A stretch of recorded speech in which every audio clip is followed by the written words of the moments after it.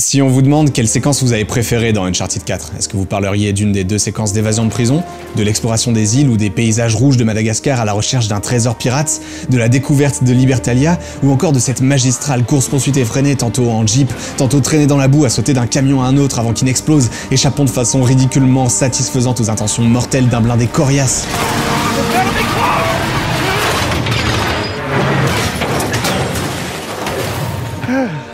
Et si on vous demande quel moment vous a le plus ému, est-ce que vous parleriez de la mort de Sam, des confrontations avec Elena, ou du moment de silence le plus éloquent du jeu?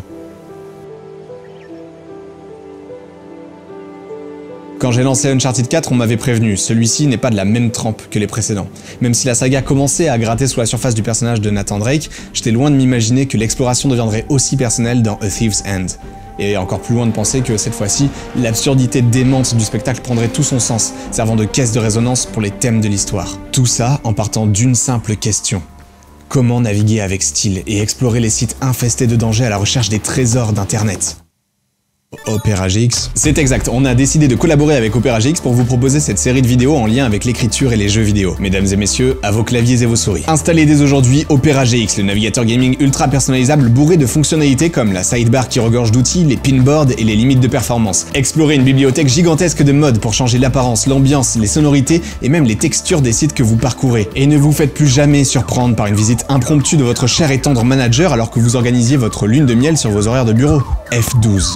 Panic Mode activé. Quelle que soit l'activité que vous souhaitez garder secrète, au moment où vous entendez ne serait-ce qu'une poignée de portes grincer derrière vous, votre seule chance de survie se trouve sur ce bouton, F12. C'est avec cette commande que le Panic Mode d'Opera GX peut vous sauver la vie. Le navigateur ouvre une page alibi, créant l'illusion et préservant votre dignité. Ouais, si vous vous demandez, la page que vous souhaitiez cacher disparaît et le son est coupé. On n'a pas besoin de savoir ce que vous... Bien sûr, vous pouvez choisir le site vers lequel le Panic Mode redirige. Votre agenda, un article sur l'état des finances ou une vidéo Baby Shark, vous n'avez plus qu'à faire semblant de vous y intéresser jusqu'à ce que l'ennemi quitte la pièce. Une fois le danger écarté, vous pouvez réappuyer sur F12 pour retourner à votre organisation de lune de miel. Oui, toute vidéo interrompue redémarre où elle en était.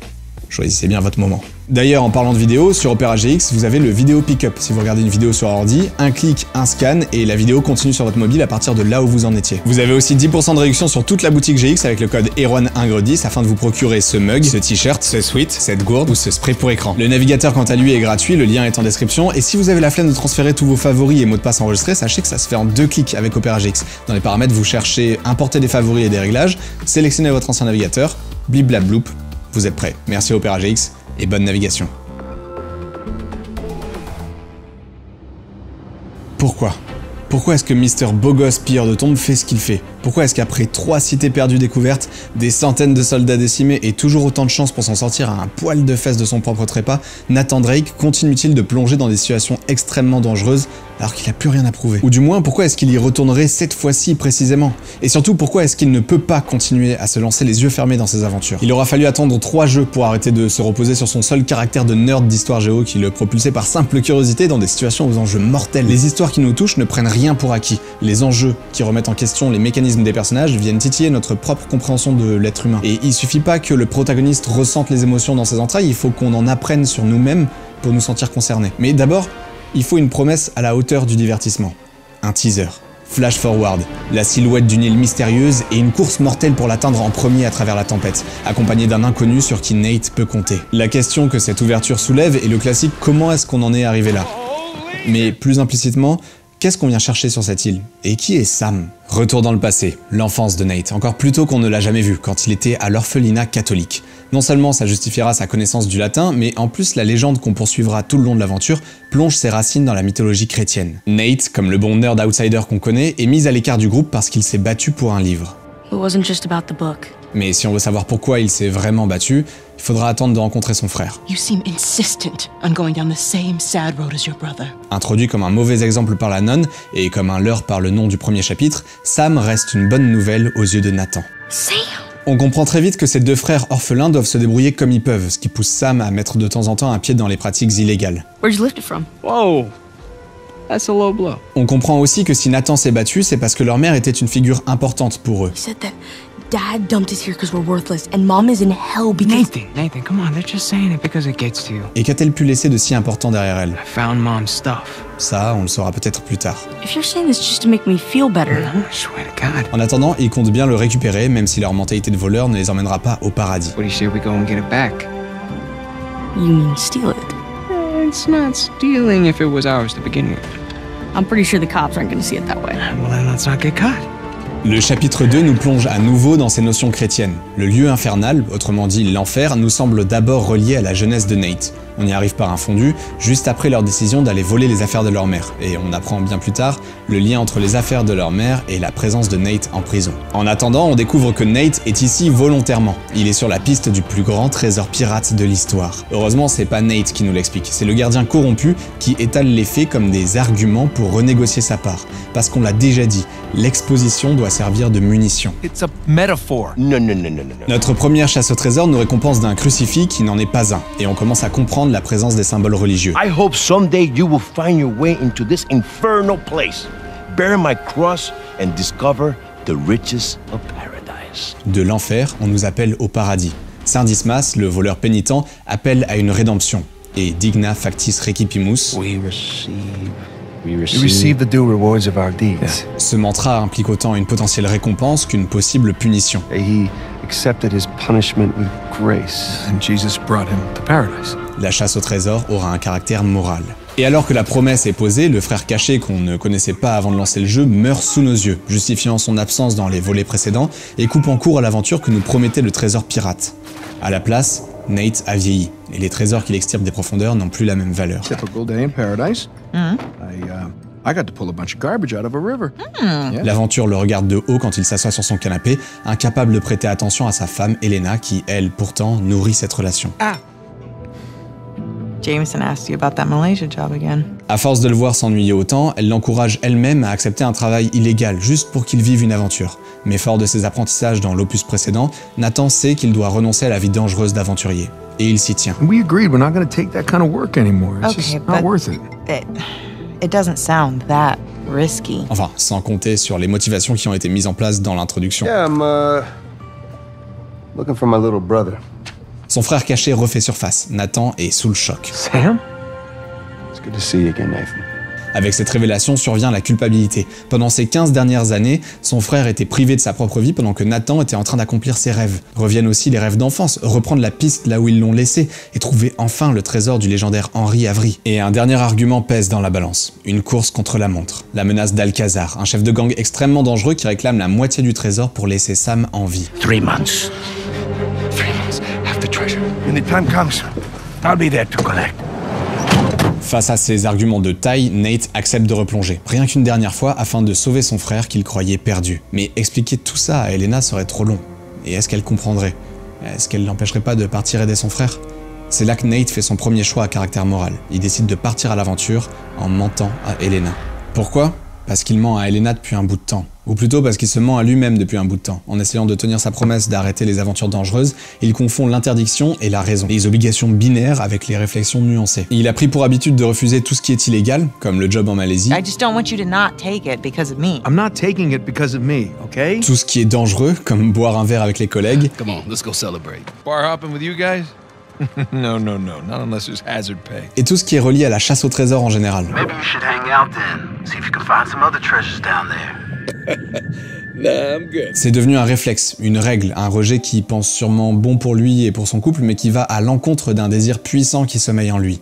Alors quand vient l'excuse parfaite pour se faire passer pour le bon voleur, pour celui dont le mensonge a de bonnes raisons, des raisons tellement bonnes qu'il serait égoïste de refuser l'appel, Nate peut enfin replonger la tête la première dans la passion qu'il a si difficilement refoulée. Looks like I'm gonna take that Malaysia job after all.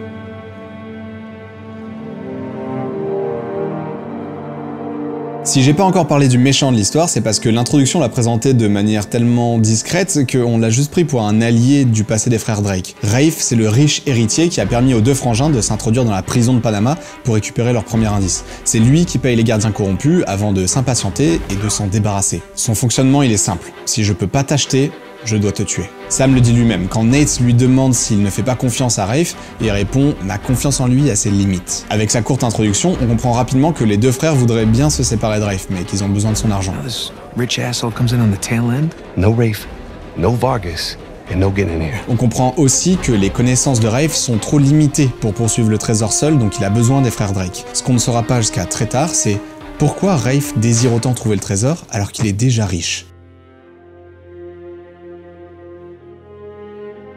Cette citation, à l'ouverture du jeu, répond à la devise déjà bien connue de Sir Francis Drake, Sic Parvis Magna, la grandeur des débuts modestes, l'ambition des petites gens, la volonté de s'élever quand on vient de peu, la mentalité des frères Drake. Sic Parvis Magna. Sic Parvis Magna. Mais qu'advient-il de cette mentalité une fois qu'on a atteint la grandeur rêvée? Henry Avery nous propose cette fois-ci une autre devise. Étant lui-même issu d'une famille anglaise bien établie, Avery s'est tourné vers la piraterie pour saisir lui-même les richesses qu'il convoitait. This crowd didn't get rich by playing fair. Être issu d'un milieu fortuné n'étanche pas le désir d'obtenir plus. Aren't you running your parents' business? My business now. These days I'm only looking for the good stuff. Big scores. Et dans Uncharted, cette citation représente l'ambition dévorante qui anime certains personnages. Dans L'île au trésor de Robert Louis Stevenson, un roman qui inspirera tour à tour les plus grands récits de piraterie, les pirates s'appellent entre eux gentilshommes de fortune. Donc être un homme de fortune qui cherche sa fortune, ça veut aussi dire être un pirate en quête de richesse, tout simplement. Mais la bonne fortune, c'est aussi un destin glorieux, ou juste la chance.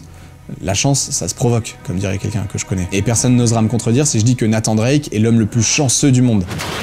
C'est pas 9 vies qu'il a, c'est 9999. Sa fortune à lui, ce sont ses connaissances, les trésors que l'histoire renferme.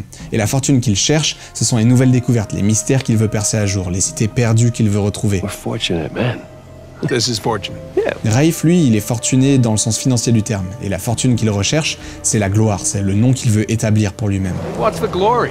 Doesn't want to be known as a guy who only got rich because of his inheritance. Quant à Henry Avery, l'auteur de la citation, l'histoire du jeu nous montre une quête de richesse qui prend une tournure de plus en plus sombre. Le problème d'Henry Avery, c'est d'avoir érigé Saint Dismas en idole pour les mauvaises raisons.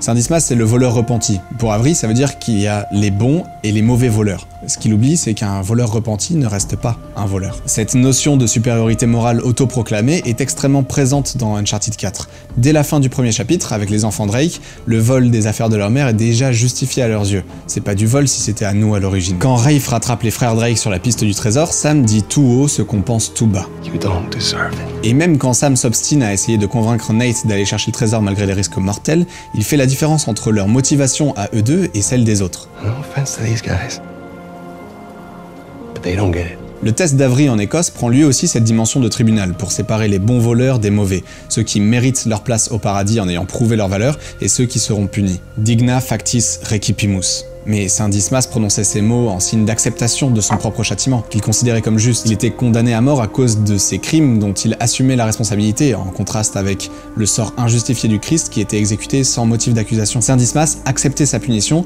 qu'il jugeait à la hauteur de ses méfaits.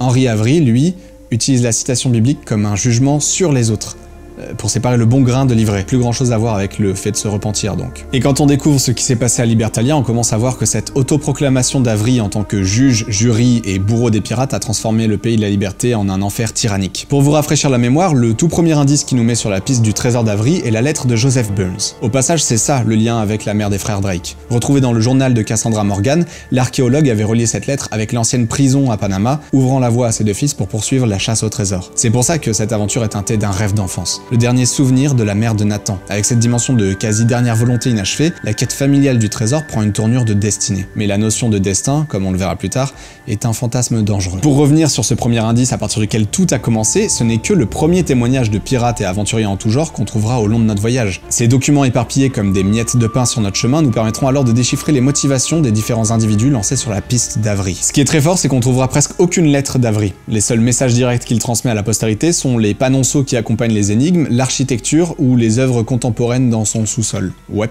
Cet homme est un artiste. L'unique lettre que l'on trouvera signée du légendaire pirate sera son ultime accusation de trahison sans aucun motif valable envers son dernier allié. Et ça représente assez bien le personnage. D'ailleurs, pour accéder à son état d'esprit, on peut faire un mélange de tous les autres témoignages trouvés sur notre chemin, notamment celui de Jonathan Burns, le petit-fils de Joseph Burns, qui nous avait légué le premier indice. Jonathan, à l'instar des frères Drake, a suivi les traces de papy sur la piste du trésor. On commence à retrouver les traces du petit-fils Burns et de son équipage quand on se rend dans les îles de l'océan Indien. Sa première lettre le montre encore sain d'esprit, mais petit à petit, on comprend qu'il a puni son équipage à chaque déception qu'il rencontrait, convaincu de devoir en faire des exemples. Le plus sordide de ces châtiments est réservé à un pauvre garçon gréeur souffrant de fièvre qu'il condamne à mourir lentement attaché à un mât. Burns finit par tirer sur son premier lieutenant qui se défilait à l'orée de Libertalia et il mourra lui-même avant d'avoir pu retrouver la cargaison d'Avery, convaincu d'avoir été d'une justesse sans faille quand il punissait les traîtres qui lui servaient d'équipage. Oh, it's Burns' grandson. Avery est un peu du même acabit. Après avoir fondé Libertalia et mis en commun toutes les richesses des butins pirates de cette société utopique, des rumeurs ont commencé à circuler. Certains membres de la colonie se réuniraient en secret sous l'église, commenceraient à fomenter. Lorsque l'insurrection éclate, les mutins découvrent la salle du trésor vidée et accusent les fondateurs d'avoir volé ce qui leur appartenait à tous. La question que personne ne pose, et à laquelle on n'aura jamais de réponse, c'est quand. Quand la salle du trésor a-t-elle été vidée? Comme Nate et Elena se le demandent, est-ce que c'était le plan d'Avery dès le début? I have to wonder if this was always the plan, to lure them here in hopes of finding a utopia, only to rob them of everything that they have. Après avoir réalisé le plus gros braquage naval sur le Gunsway, il aurait passé des dizaines d'années à construire une colonie utopique pour les pirates, juste dans le but de leur dérober toutes leurs richesses? Ou est-ce que, avant même que germe en lui l'idée de s'accaparer le trésor, il aurait eu vent des rumeurs dont parlent les lettres des colons? Face à la mutinerie naissante, est-ce qu'il aurait été forcé de prendre les devants pour sécuriser les richesses de Libertalia? Quand on s'aventure dans les sous-sols de la demeure d'Avery, les squelettes de ses ennemis sont agencés comme un message. Les mains qui m'ont volé, les bouches qui ont dit du mal de moi, les cœurs qui se sont endurcis envers moi. Est-ce que le recouvrement du trésor de Libertalia était une punition à l'égard des colons pour leur trahison à venir? La question mérite d'être posée puisqu'il est clair qu'Henry Avery, à l'image de Jonathan Burns, se voyait entouré de traîtres. Et qu'en est-il des autres fondateurs de la colonie? Le premier signe de leur discorde, on le trouve à New Devon, dans la demeure du fondateur Condent. Son frère gît sur le lit, une épée plantée dans le ventre, et un message du fondateur England accuse Condent d'avoir ordonné le saccage de sa maison. Mais était-ce là la vérité? Ce qu'on en comprend, c'est que la querelle a débuté quand England a trouvé sa maison saccagée, et il a alors accusé un autre fondateur avant de le punir et de mettre en route l'engrenage. Mais pour ce qu'on en sait, le saccage de sa maison aurait pu avoir été orchestré par les mutins de la colonie, ou par Avery lui-même. Toujours est-il que la discorde a gagné le reste des fondateurs, les poussant à se menacer les uns les autres, formant des alliances et des trahisons. Suite à quoi, Henry Avery et Thomas Tew, les deux pirates les plus haut placés de Libertalia, ont appelé à un cessez-le-feu et en ont profité pour empoisonner le reste de leurs camarades.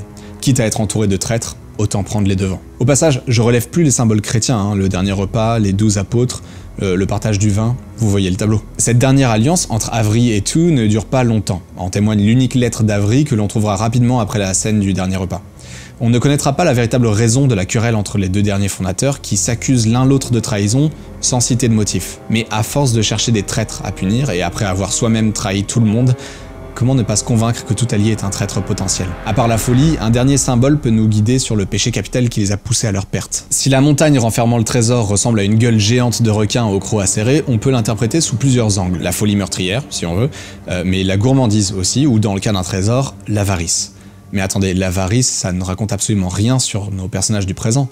Nate n'a que faire de la thune, Sam s'avère être plus intéressé par le fait de trouver le trésor qu'ayant réellement besoin de l'argent, puisque son histoire de rançon était un mensonge, et Rafe a poursuivi ce trésor toute sa vie dans le seul but d'attacher son nom à un accomplissement plus grand que son simple héritage. Dans ma vidéo précédente, j'ai parlé d'un principe important en storytelling. Simple plots, complex characters. L'intrigue d'Uncharted 4 est très facile à résumer. Alors que Nathan Drake a promis à sa femme de ne plus se lancer dans des aventures dangereuses, son grand frère disparu refait surface et lui demande de l'aider à retrouver le plus grand trésor pirate de l'histoire pour acheter sa liberté. Ok, ça c'est le pitch, mais globalement on ajoute un méchant riche héritier qui veut prouver sa valeur, une colonie utopique de pirates qui s'est transformée en cauchemar suite à des guerres d'ego, le mensonge du frère, la réconciliation avec Elena, le passé des frères Drake et le lien avec leur mère, et on a globalement toute l'histoire. On peut considérer que l'intrigue c'est aussi le parcours que les personnages suivent, donc de l'orphelinat au job de plongée en passant par la prison à Panama, puis la vente aux enchères d'Italie, la tombe d'Avery en Écosse, les 12 tours à Madagascar, les îles, Libertalia, New Devon, les sous-sols d'Avery, le cimetière à bateau et le creux de la montagne.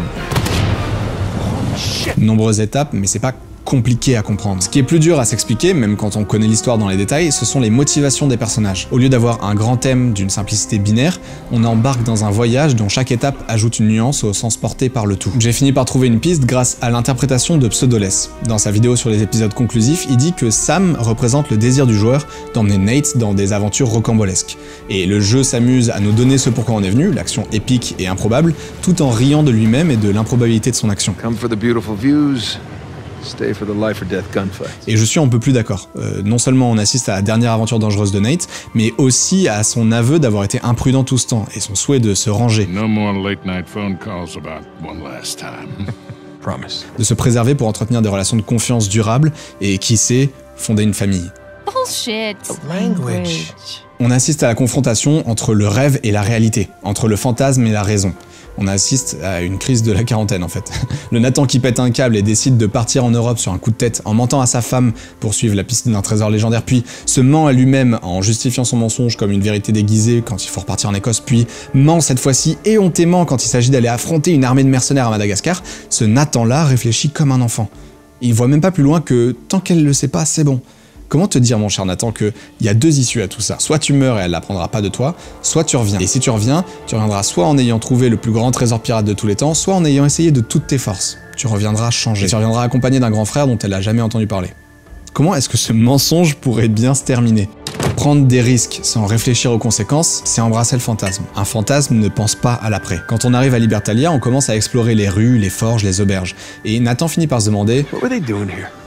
I mean, you throw your lot in with these infamous outlaws, then what? Sans le savoir, Nate a mis le doigt sur la raison exacte pour laquelle cette utopie ne pouvait pas durer. Parce qu'il le sait, il a déjà atteint ses rêves, il a déjà été au bout de certains de ses plus grands fantasmes d'aventurier. Et il en est revenu. I just kind of thought that after we found Avery's treasure, I'd be satisfied. Kind of left with this strange feeling of Emptiness. yeah. Même si le fantasme est accompli, l'après peut être décevant. In the end, I always left with that same feeling. Quand on se donne un objectif, il faut aussi se préparer au moment où on l'aura atteint. Même si on en revient changé, la vie continue. Et on remettra en perspective ce qu'on a sacrifié pour obtenir ce qu'on désirait. Alors, quand on n'a rien et qu'on vient de passer 15 ans en prison, c'est plus facile de se jeter corps et âme dans un fantasme. Qui sait, c'est peut-être même sain de se laisser vivre un rêve quand on sort tout juste de l'enfer. Faut bien mettre de la pommade sur les plaies. Mais quand on a tout, est-ce que ça vaut le coup de tricher, d'acheter son chemin vers la victoire, quitte à exécuter les seuls concurrents de taille qui menacent notre succès? Est-ce que ça vaut le coup de continuer à chercher ce que personne ne pouvait nous donner? Ici, Rafe ne parle même plus de sa découverte de la légendaire cargaison d'Henri Avery, parce que même ça, il sait qu'au fond, il l'a acheté en payant mercenaire sur mercenaire. Thing about mercenaries, Nadine. Their loyalty. It's bought. Et même ça, ça lui suffisait pas. If you can have the treasure, all right? Just let me save my brother. How noble of you. But no. Le fantasme est atteint, et il manque encore quelque chose. I'm not going to be able to enjoy one of these coins, knowing that you and your worthless brother are still sucking here. Rafe a embrassé le fantasme il y a longtemps. Il se sent destiné à accomplir plus. That's... Don't hand it to me. I had everything handed to me on a goddamn silver platter. Et à force d'acheter et de tuer, il s'est emprisonné dans son fantasme. I earned this. Et rien ne pourra jamais le satisfaire.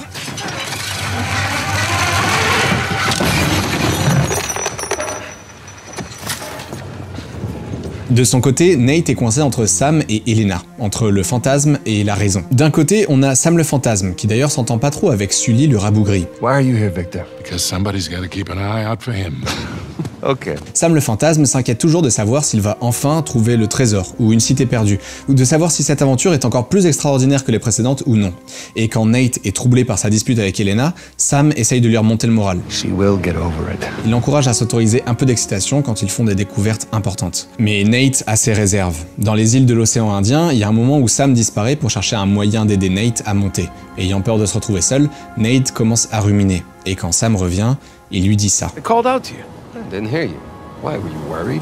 I was worried you got distracted. Nate n'a pas totalement confiance en Sam le fantasme. Et pour cause, le fantasme est un leurre. Le fantasme est un menteur. Sam, what kind of story did you cook up, Alcazar? Et le fantasme pousse à mentir. How's the Malaysia job going, Nate? Seems like you're a hair off course. On comprend très vite que le mensonge de Nate à Elena va poser problème, mais le message n'est pas pour autant « tu ne mentiras point ». Le plus intéressant dans sa relation avec Elena, ce sont leurs confrontations. Puisque la raison a beau être dans un coin de notre tête, on comprend pas toujours ce qu'elle essaie de nous dire. À Madagascar, Elena demande à Nate d'arrêter de se mentir à lui-même. Même s'il comprend pas tout de suite ce que ça signifie, il passe la suite de l'aventure avec Sam à explorer sans passion. You don't commit your entire life to something just to walk away from it at the end. Yeah, well, things don't always go as planned. À penser à Elena, dont l'absence transparaît même dans les lettres de Jonathan Burns. Il est tellement troublé qu'il en perd son optimisme caractéristique. Can we at least acknowledge the chance that maybe Avery's idea for a secret pirate utopia didn't pan out? Sa priorité devient la sécurité. Parce que quand il a renoncé à écouter la raison, il s'est aussi privé de son garde-fou, Sully. Hey, you want to be helpful, Sullivan? Go keep an eye on her. Le seul qui avait embarqué dans l'aventure pour assurer ses arrières. Désormais, Nate doit penser lui-même à sa sécurité, parce que Sam le fantasme refuse d'y accorder une quelconque importance. Puis quand Elena retrouve et sauve Nathan et qu'il lui étale toute la vérité, il faut encore plusieurs chapitres pour aller au fond de leur conflit et se réconcilier réellement. Now you know everything. With you, I doubt that that's everything. But it's a lot. Quand Nate demande à Elena pourquoi elle est venue malgré sa déception, elle lui parle de leur vœu de mariage, du fait qu'ils doivent faire les choses ensemble, en équipe. Nate croit comprendre, mais il lui faut un petit moment de silence pour trouver les mots. Et quand il les trouve, c'est parce qu'il vient tout juste de venir à bout de l'énigme précédente. Il comprend enfin ce qu'elle voulait dire par se mentir à lui-même. I wasn't trying to protect you. I guess I was protecting myself. We have a lot of ground to cover. C'est plus tard, quand il recommence enfin à s'émerveiller devant les trésors de l'histoire, comme le bon nerd qu'il est, qu'il réalise que cette passion qu'il ressent n'est possible que parce qu'elle est là, avec lui. C'est tellement plus agréable de pouvoir partager ça avec elle, en équipe, comme à leur début. I'm sorry. I'm sorry. It's okay. Et maintenant que leur équipe est redevenue ce qu'elle était, qu'ils ont explosé tous les squelettes de leur sous-sol, elle enfonce une dernière fois le clou. Hey, Lena! My hero. Oh no, you didn't do that. No! C'est quand on perd ce qu'on avait qu'on réalise à quel point on y tenait. Anyone ever tell you you have a funny idea of romantic? Yeah, I may have heard that somewhere before. Bien sûr, se réconcilier ne suffit pas à prouver que Nate a compris la leçon. Quand il retrouve Sam, il va falloir qu'il tienne tête face au fantasme inachevé de son grand frère, qui a attendu 15 ans en prison pour vivre cette aventure. Nathan tient bon et choisit raisonnablement de prendre le chemin du retour. Jusqu'à ce qu'un obstacle entre Sam et eux devienne une opportunité pour que son grand frère lui force la main. La raison a ses propres exceptions. Quand la famille est en danger, on peut pas rester les bras croisés. Mais au moins, cette fois-ci, Elena n'est pas laissée dans l'ombre. Elle accepte le contrat et fait promettre à Nathan de revenir sain et sauf. I love you. Quand Nate s'en sort enfin et fait le bilan avec Sam, face au vide inattendu que ressent son grand frère, Nate acquiesce. L'attrait du fantasme est puissant, et l'accomplissement est forcément accompagné d'un retour à la normale. Sometimes you just gotta choose what you're gonna keep and what you're gonna let go. L'important, c'est de se lancer dans les aventures sans perdre la raison, choisir ses sacrifices en toute conscience, ne pas sauter dans le vide sans ignorer les conséquences. Et d'ailleurs, c'est pas parce que les aventures dangereuses sont à éviter que les aventures tout court ne sont pas permises. Au contraire, on peut créer le cadre nécessaire pour allier rêve et réalité, la passion avec la raison, explorer le fantasme en gardant une ligne de vie. La maturité, c'est pas abandonner son rêve, c'est savoir l'organiser, le vivre avec responsabilité. Et qui sait, peut-être qu'Uncharted pourra continuer de nous proposer des découvertes fabuleuses tout en gardant un pied ancré dans la réalité.